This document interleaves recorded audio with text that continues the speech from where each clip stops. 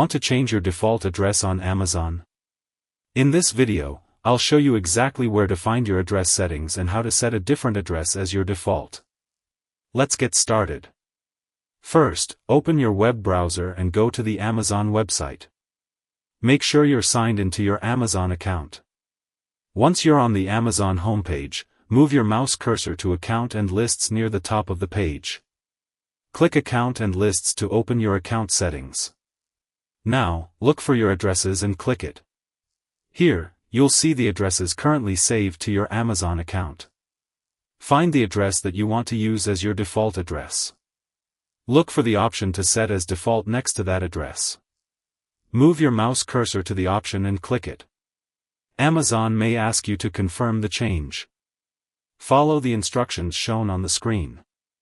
Once the change is complete, the selected address will be used as your default address for supported Amazon orders and services.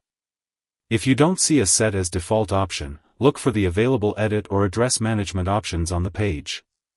Amazon's layout may vary depending on your account and location. You can also add a new address if the address you want to use isn't already saved. Simply select Add Address, enter the required information, and save it.